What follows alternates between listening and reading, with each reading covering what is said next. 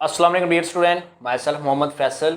आज के लेक्चर के अंदर हम लोग एटॉमिक एब्जॉर्प्शन स्पेक्ट्रोस्कोपी को डिस्कस करने लगे हैं। लास्ट लेक्चर के अंदर हम लोगों ने स्पेक्ट्रोस्कोपी का इंट्रोडक्शन और हमने एटॉमिक एमिशन स्पेक्ट्रोस्कोपी को क्या किया था, डिस्कस किया था। तो आज हमारे पास जो है हमने नया टॉपिक डिस्कस करना है वो एटॉमिक एब्जॉर्प्शन स्पेक्ट्रोस्कोपी।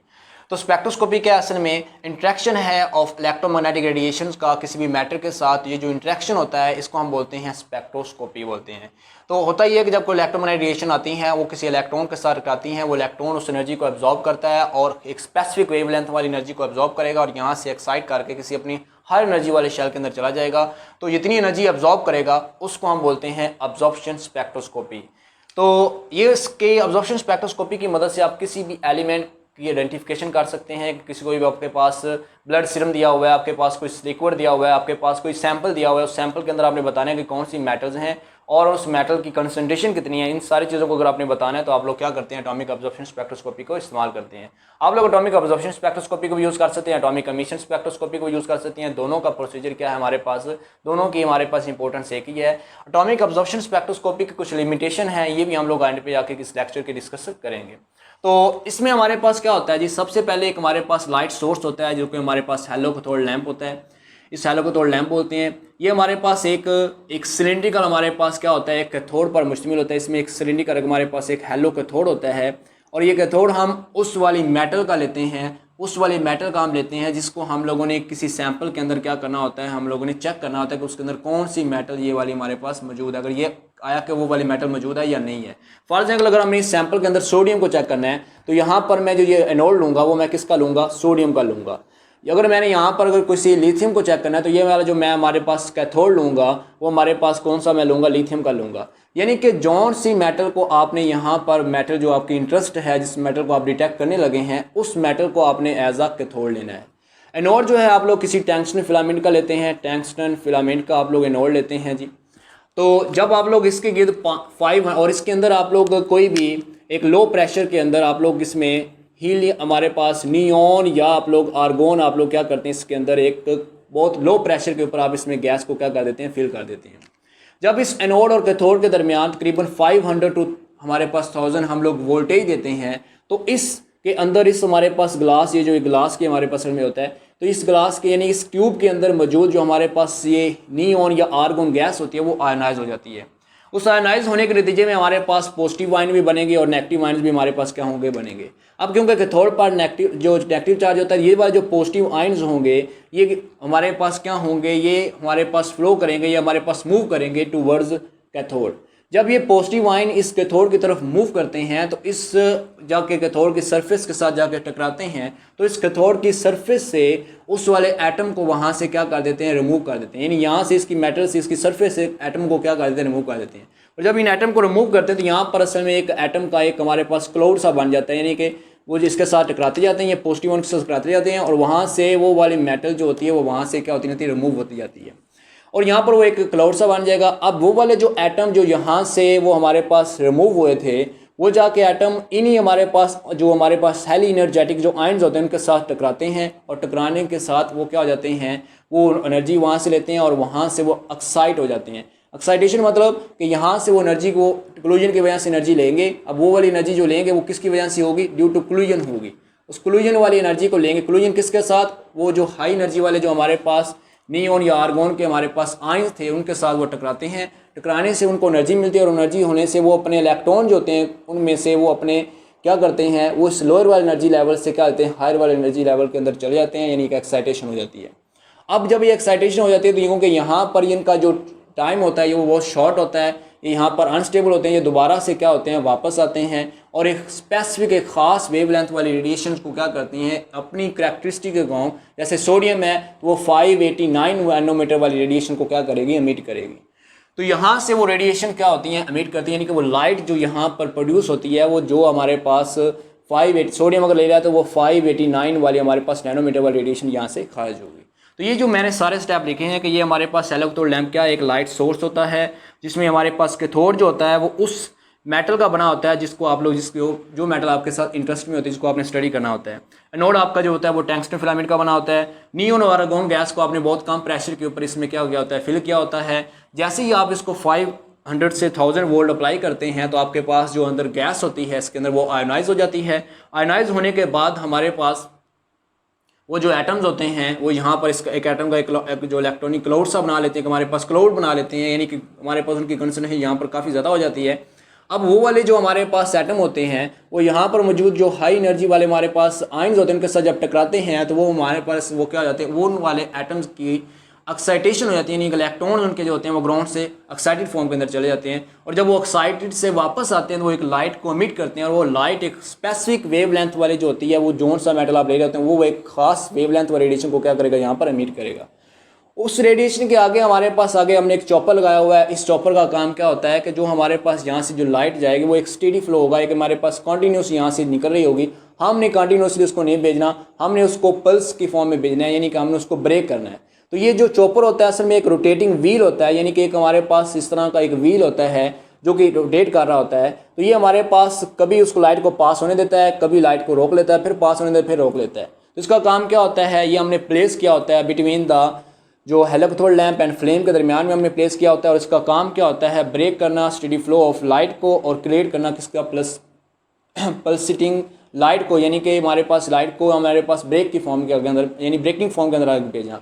ये जो लाइट जो पल्स लाइट पैदा होती है ये आगे जाकर डिटेक्टर के अंदर पल्स करंट की पैदा करती है, और उस पल्स करंट में हम लोग क्या करते हैं जी, हम लोग आगे उसको डिटेक्टर और आगे हमारे पास एम्पलीफायर, उसको हम लोग फिर कंपेयर करते हैं स्टेडी स्टेट वाले हमारे पास जो करंट होता है उसके साथ हम लोग कंपेयर करके हम लोग अपना जो होता है वो फाइनल कंक्लूजन की तरफ जाते हैं। तो बहरहाल ये चॉपर का काम आपको अंडरस्टैंड होना चाहिए कि ये क्या करता है, प्लेस बिटवीन हमने इसके दरमियान रखा हुआ है और हेलिकैथोड लैंप और फ्लेम के दरमियान रखा हुआ है, ये ब्रेक करता है स्टेडी स्टेट फ्लो को, पल्सेटिंग जो लाइट क्रिएट करता है जी।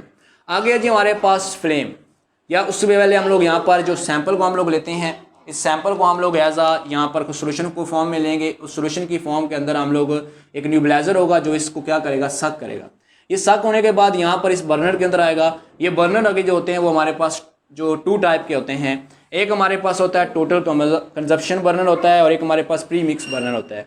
टोटल कंजप्शन बर्नर के अंदर हमारे पास ये जो फ्यूल ऑक्सीडेंट और ये जो हमारे पास सैंपल होता है ये अलग-अलग हमारे पास सेपरेट रास्तों से आता है, और ये जो बर्नर का जो ओपनिंग होते हैं जहाँ से ये हमारे पास जहाँ से ये फ्लेम में लगना होता है यहाँ पर आके वापस में मिक्स होते हैं और क्या करते हैं, फ्लेम जनरेट करते हैं। जो प्री मिक्स बर्नर होता है उसमें हमारे पास ये जो सैंपल, ये हमारे पास फ्यूल ऑक्सीडेंट, ये सारी की सारी चीज़ें जो होती हैं वो पहले इसके अंदर आके मिक्स होती हैं, आपस में मिक्स होने के बाद क्या करती हैं, फ्लेम जो हमारे पास जनरेट करती हैं। आगे आता है जी फ्लेम का काम। फ्लेम का काम क्या होता है, फ्लेम का काम ये होता है कि यहाँ पर जो हमारे पास इस सैंपल के अंदर जो मौजूद हमारे पास, क्योंकि सैंपल के अंदर जो सिर्फ सैंपल ही नहीं था, इसके अंदर जो सॉलिड मेटल भी थी और उसके साथ सॉल्वेंट भी था, वो सॉल्वेंट इसके अंदर जो था मौजूद था, उसको क्या करना है, ये सबसे पहले वो डिजोल्वेशन कराएगी, यानी कि उस सॉल्वेंट को वो वहाँ से रिमूव करवाएगी और बाकी से क्या बचेगा, सॉलिड रेजिड्यू यहाँ पर बचेगा। उस सॉलिड रेजिड्यू को हम लोग क्या करेंगे, फिर गैस की फॉर्म के अंदर लेके जाएंगे। उस गैस की फॉर्म के अंदर ले जाने के बाद फिर हम उसकी क्या करवाते हैं, एटोमाइजेशन करवाते हैं, यानी कि हम लोग उस गैसिस फॉर्म को लेके जाते हैं एटम की फॉर्म में। तो असल में फ्लेम का काम क्या होता है कि यहाँ पर मौजूद जो हमारे पास मेटल होती है उसको हम लोग एटोमाइज करना, उसको एटम की फॉर्म के अंदर लेके जाना। तो ये यहाँ पर वो काम करता है। अब यहाँ पर वो मेटल जो है वहाँ पर यहाँ पर पड़ी होगी, यानी कि जो भी आपके पास मेटल ऑफ इंटरेस्ट जो होगी आपके पास यहाँ पर पड़ी होगी। इसके अलावा और भी कोई मेटल इसके अंदर होंगी। फॉर एग्जाम्पल आप हमने सोडियम को कर रहे थे तो यहाँ पर सोडियम भी हो सकती है, सैंपल के अंदर हो सकता है, लिथियम भी हो सकता है, मैग्नीशियम भी हो। तो यहाँ पर वो सारे के सारे सैंपल यहाँ पर क्या होंगे, वो सारे के सारे जो हो गए एटम की फॉर्म यहाँ पर मौजूद होगी। अब क्योंकि पीछे से जो लाइट आ रही है वो 589 नैनोमीटर वाली आ रही है, तो क्योंकि हमने पढ़ा था कि हर जो हमारे पास जो एलिमेंट होता है उसके अपने एनर्जी लेवल्स होते हैं, उसने खास एक स्पेसिफिक वेवलेंथ रेडिएशन को एब्जॉर्ब करके क्या करना होता है, एक्साइट होना होता है। तो सिर्फ और सिर्फ यहाँ फ्लेम के अंदर मौजूद जो सोडियम वाले होंगे वो इस लाइट को एब्जॉर्ब करेंगे और लाइट को एब्जॉर्ब करके वो क्या करेंगे, एक्साइट हो जाएंगे। तो जहाँ इतने ज़्यादा यहाँ पर वो एब्जॉर्प्शन होगी, इसका मतलब ये है कि उतने यहाँ पर ग्राउंड स्टेट के अंदर यहाँ पर एटम क्या थे, ज़्यादा थे। और जितनी ज़्यादा यहाँ पर एब्जॉर्प्शन होगी उस हिसाब से हम चेक कर लेंगे कि इस मेटल के अंदर यहाँ पर कंसंट्रेशन उसकी एटम की कितनी थी। तो यहाँ पर बाकी ट्रांसमिट लाइट जो होती है वो हम आगे मोनोक्रोमेटर की तरफ भेजते हैं। वो जो यहाँ से जो हमारे पास एमिट होती है वो ये मोनोक्रोमेटर की तरफ जाती है। मोनोक्रोमेटर का काम ये होता है कि पीछे से आने वाली जो भी लाइट होती है उसको हमने एक स्पेसिफिक वेवलेंथ वाली है, जितनी भी पीछे से आ रही हैं हमने सिर्फ और सिर्फ 589 वाले जो है उसको हमने क्या करना है जी, आगे एक स्पेसिफिक वेवलेंथ वाली को हमने क्या करना है, आगे भेजना होता है। मोनोक्रोमेटर असल में जो होता है वो हमारे पास असल में एक एंट्रेंस स्लिट होती है और एक हमारे पास आगे प्रिज्म होता है और आगे एक एग्जिट स्लिट होती है। तो हम लोग यहाँ से लाइट जाती है तो हमारे पास लाइट जो होती है वो मुख्तलिफ अपने वेवलेंथ के अंदर क्या हो जाती है, वो डिवाइड हो जाती है। तो हम लोगों ने जिस वेवलेंथ को हमने, जिस वाली रेडिएशन को हमने पास करवाना था, हम इस वाली एग्जिट स्लिट को जो होती है वो आगे ऊपर नीचे करके इसकी चेंज करके, अरेंजमेंट चेंज करके या प्रिज्म को मूव करके हम जो अपनी स्पेसिफिक वेवलेंथ को क्या करते हैं, आगे भेज देते हैं। आगे डिटेक्टर होता है। ये डिटेक्टर हमारे पास फोटो मल्टीप्लाई ट्यूब्स होती हैं। जब ये जो हमारे पास ये वाले जो हमारे पास लाइट जो होती है वो जाके इसके साथ टकराती है तो यहाँ पर वो करंट जनरेट करता है। जितना ज़्यादा वो हमारे पास लाइट आके टकराएगी उतनी ज़्यादा करंट ज़्यादा प्रोड्यूस होगा। उसको हमने फिर आगे एम्पलीफाई करना होता है।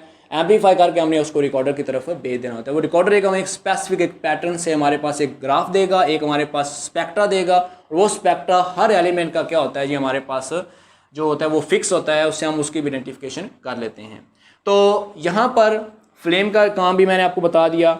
फ्लेम का जो टेम्परेचर होता है वो डिपेंड करता है कि आप लोगों ने कौन सा क्या किया है जी, फ्यूल कौन सा इस्तेमाल किया, आपने एसीटाइलिन किया है, नाइट्रोजन ऑक्साइड किए हैं, कौन सा किया, और ऑक्सीडेंट आपने साथ में एयर लिया है, ऑक्सीजन लिया है, कौन सा लिया है, तो इसके ऊपर डिपेंड करता है। हर एक फ्यूल और ऑक्सीडेंट का जो हमारे पास टेम्परेचर होता है वो डिफरेंट होता है।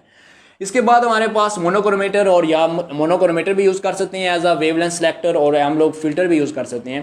प्रीवियस लेक्चर के अंदर भी मैंने बताया था कि मोनोक्रोमेटर और फिल्टर में क्या फ़र्क होता है। तो हमारे पास अगर हम लोग यहाँ पर मोनोक्रोमेटर यूज़ कर रहे हैं एज अ वेवलेंथ सेलेक्टर, तो ये पूरी की पूरी इंस्ट्रूमेंटेशन जो होगी उसको हम बोलेंगे स्पेक्ट्रोफोटोमीटर। और अगर हमारे पास यहाँ पर हम wavelength selector as a filter use कर रहे हैं तो इसको हम बोलते हैं फोटोमीटर। तो ये भी आपको पता होना चाहिए स्पेक्ट्रोफोटोमीटर और जो फोटोमीटर है इसमें क्या फ़र्क होता है। तो आपको यहाँ से मोनोक्रोमेटर है तो आप कह देंगे स्पेक्ट्रोफोटोमीटर, अगर यहाँ पर फिल्टर लगाओ तो जिसको हम क्या बोलते हैं जी, हम लोग बोलते हैं जी हमारे पास फोटोमीटर बोलते हैं।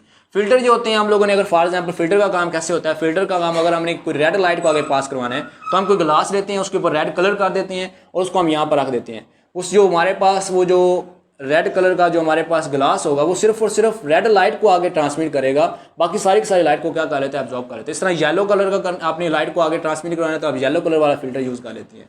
तो उसमें इसमें काम फोटोमीटर के अंदर हमें बार बार फिल्टर को चेंज करना पड़ता है और इसके अंदर हमें क्या करना पड़ता है, सिर्फ और सिर्फ अरेंजमेंट चेंज करनी पड़ती है। तो इसलिए बेहतर ये होता है कि हम लोग मोनोक्रोमेटर को यूज़ करें एज कम्पेयर टू फोटोमीटर के। तो ये थी जी हमारे पास इसकी इंस्ट्रूमेंटेशन, और हम लोग ये जब हमें पता चला इसकी कंसंट्रेशन आ जाती है कि कितनी हमारे पास, तो हम एक कैलिब्रेशन कर्व की मदद से, हम नॉन कंसंट्रेशन की मदद से हम लोग अननोन की क्या कर लेते हैं, फाइंड कर लेते हैं। ये हमने पीछे भी हमने एटॉमिक एमिशन स्पेक्ट्रोस्कोपी के अंदर भी अनेक्स को एक्सप्लेन किया था। तो इसके बाद हम लोग डिस्कस करते हैं कि इसकी एप्लीकेशन क्या है और इसकी लिमिटेशन क्या है। तो होप्स हो कि ये आपको अंडरस्टैंड हो गया है। अब हम इसकी एप्लीकेशन और लिमिटेशन को क्या करते हैं जी, डिस्कस करते हैं।